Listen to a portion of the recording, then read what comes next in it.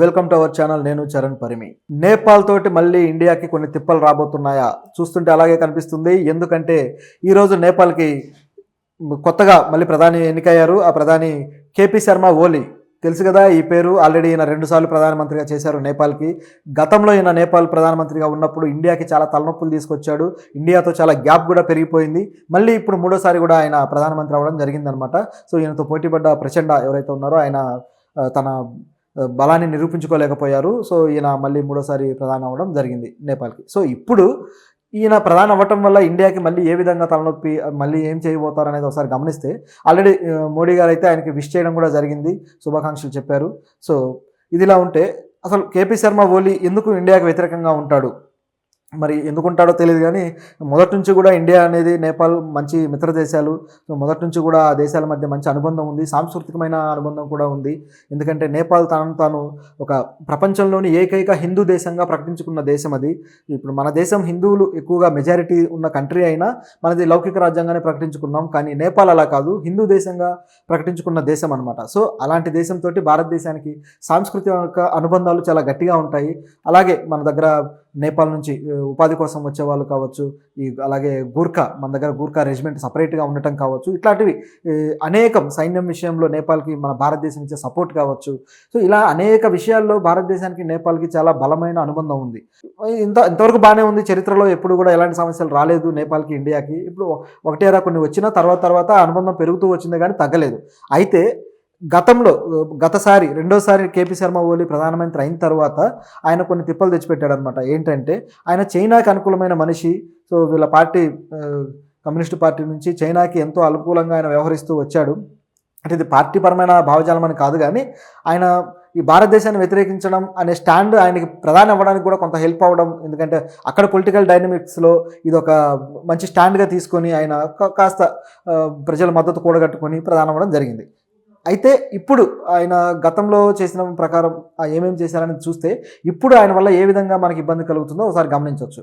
గతంలో ఆయన ఏం చేశాడు, మన ఎప్పుడైతే ప్రధాని అయ్యాడో అయిన తర్వాత ఆయన భారతదేశంతో కాకుండా చైనాతో సంబంధాలు ఏర్పరచుకోవడం స్టార్ట్ చేశాడు.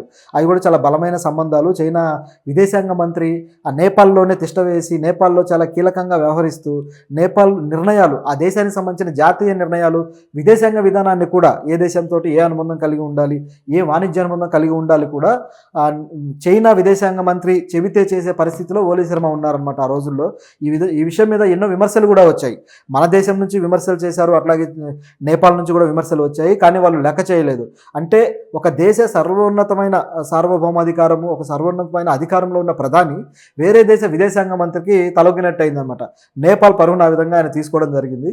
ఇదొక్కటే కాదు, నేపాల్ అప్పట్లో ఆ రోజుల్లో ఏం చేశాడంటే, నేపాల్ మ్యాప్ ఉంది కదా, ఆ మ్యాప్లో కొంత భాగము పెంచి వేరేగా మ్యాప్ని గీసి దాన్ని పబ్లిష్ చేయడం జరిగింది. సో ఇదే మా నేపాల్ కొత్త మ్యాప్ అని చెప్పేసి వాళ్ళు ప్రకటించడం జరిగింది వాళ్ళ పార్లమెంట్లో. అయితే ఆ పార్లమెంట్లో ఉభయ పక్షాలు దాన్ని అంగీకరించాయి, ఇది కరెక్టే అని చెప్పేసి. కానీ భారతదేశం తీవ్రంగా వ్యతిరేకించింది. ఎందుకంటే వాళ్ళు చూపించిన కొత్త ప్లేసెస్ ఏవైతే ఉన్నాయో ఆ ప్లేసెస్ అన్నీ కూడా భారతదేశంలోనే అనమాట. సో భారతదేశం నేపాల్ మొత్తం పెద్ద బార్డర్ లైనే ఉంటుంది కాబట్టి ఆ రెండింటికి, ముఖ్యంగా హిమాలయాల ప్రాంతంలో మన భారతదేశం నుంచి ఎంతోమంది యాత్రికులు హిమాలయాల్లో యాత్ర చేస్తూ ఉంటారనమాట, శివుడి సంబంధించిన ఒక పుణ్యక్షేత్రానికి వెళ్ళడం కోసం. సో ఆ ప్రాంతానికి సంబంధించి, ఆ మార్గానికి సంబంధించి చాలా ప్రాంతాన్ని నేపాల్, కొన్ని మైళ్ళ ప్రాంతాన్ని నేపాల్ తన భూభాగంగా చూపిస్తూ మ్యాప్ గీసింది. సో ఈ విషయాన్ని తప్పుపడుతూ భారతదేశం ఆ రోజుల్లో బాగా విమర్శలు చేసింది. కానీ నేపాల్ వెనక్కి తగ్గలేదు. అలాగే ఇక్కడ ఉన్న నేపాల్ సెలబ్రిటీస్ కూడా కొంతమంది అవును మా దేశం కరెక్ట్గా చేసిందంటూ కొంతమంది మనీషా కొయిరాలా లాంటి సినీ నటీమణులు కూడా అనడం జరిగింది. అయితే ఆమె మీద కూడా కొన్ని విమర్శలు చాలా వచ్చాయి. రాకుండా ఎందుకుంటాయి? ఇండియాతో ఇప్పటిదాకా మంచి దోస్తీ మెయింటైన్ చేసిన నేపాల్ సడన్గా చైనాతో దోస్తీ మొదలెట్టిన తర్వాత చేసిన పని అనమాట ఇది. అంటే మీరు ఇండియాతో లడాయి పెట్టుకోండి అంటూ చైనా కావాలని గిల్లి నేపాల్ తోటి ఇండియాకి ఇట్లా గొడవ పెట్టడానికి చేసిన పని. అయితే ఇందులో ఇండియా చాలా డిప్లొమసీ చాలా అద్భుతంగా వ్యవహరించడంతో అది కాస్త సమసిపోయింది ఆ సమస్య. ఆ తర్వాత కూడా ఇండియా నుంచి వాణిజ్య సంబంధాల విషయంలో నేపాల్ కేపీ శర్మ ఓలీ అంత ఆసక్తికరంగా లేడు. ఇండియా మా మీద కాస్త అథారిటీ చూపించే పద్ధతిలో వెళ్తుందంటూ ఏవో కొన్ని వ్యాఖ్యలు కూడా చేయడం జరిగింది. అట్లాగే చైనా ప్రధాని పిలిపించడం కావచ్చు, చైనా నుంచి వచ్చే వాళ్ళకి అధిక ప్రాధాన్యత ఇవ్వడం కావచ్చు, ఇవన్నీ చేస్తూ వచ్చాడు.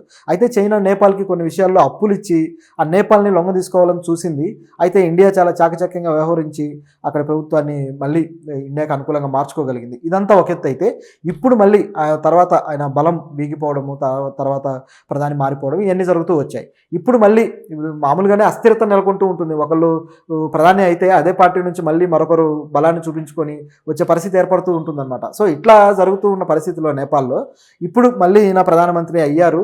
ఇప్పుడు మళ్ళీ పాత విషయాలు ఏవైతే ఉన్నాయో చైనాతో అనుబంధం పెంచుకోవడం కావచ్చు, అట్లాగే ముఖ్యంగా ఈ మ్యాప్ విషయంలో మళ్ళీ దీన్ని కన్ఫర్మ్ చేస్తారా, లేక మళ్ళీ కొత్తగా ఇంకేదైనా పెద్ద మ్యాప్ గీసే ప్లాన్ ఉందా వీళ్ళకి అని చెప్పేసి ఆలోచన కూడా వస్తుందన్నమాట. మరి చూద్దాం. కేపీ శర్మ ఓలీ ఆయన ప్రధానమంత్రి అయిన తర్వాత మాత్రం కొన్ని కీలకమైన వ్యాఖ్యలు చేశాడు. అవేంటంటే, ఇండియాతో మాకు మంచి సహృద్భావం ఉంది, మంచి అనుబంధం ఉంది. సో ఇండియాతో మంచి వాణిజ్య సంబంధాలు, కొన్ని సంబంధాలు చాలా కొత్తగా ఏర్పరచుకొని ఇంకా వాటిని బలంగా చేసుకోవాలనుకుంటున్నాము అని చెప్పేసి కొత్త ఒప్పందాల విషయంలో ఆయన మాట్లాడడం జరిగింది. ఆయన మాటలు అయితే పాజిటివ్గానే ఉన్నాయి. అలాగే ప్రధానమంత్రి కూడా చాలా బాగా రియాక్ట్ అయ్యాడు. సో మరి వీళ్ళు ఏం చేస్తారు కేపీ శర్మ ఓలీ ఇండియాతో అనేది ఒకసారి చూద్దాం. అయితే ఈ విషయంలో ఇండియా కూడా సీరియస్గానే తీసుకోవాల్సిన అవసరం ఉంది. ఎందుకంటే ఇండియా కొంచెం లైట్ తీసుకున్నా మళ్ళీ చైనా ఎంటర్ అయిపోతుంది. చైనా ఎంటర్ అయిందంటే నేపాల్ని ఇండియాకి దూరం చేయడం చైనాకు పెద్ద కష్టమేం కాదు. ఎప్పుడు కూడా చైనా తన ఆర్థిక బలంతో ఇతర దేశాల మీద దెబ్బ వేస్తూ ఉంటుంది. సో ఆ విధంగా నేపాల్కి మళ్ళీ కొన్ని ఏవైనా పథకాలు ప్రకటించేసి ఆ రోడ్లను, లేకపోతే ఏవైనా కొత్త పవర్ ప్రాజెక్టులను ఏదో ఒక దానికి నేపాల్ మళ్ళీ రుణాలు ఇవ్వడం మొదలు పెడితే ఆ రుణాల ఊబిలో కూరుకుపోయి నేపాల్ దెబ్బతినే అవకాశం ఉంది. చైనా ఎలాగైతే దెబ్బతిందో మళ్ళీ అలాంటి పరిస్థితి రాకుండా ఉండాలంటే కేపీ శర్మ ఓలీ నేపాల్ని చైనా వైపు కాకుండా ఇండియా వైపు తీసుకొస్తే బాగుంటుంది.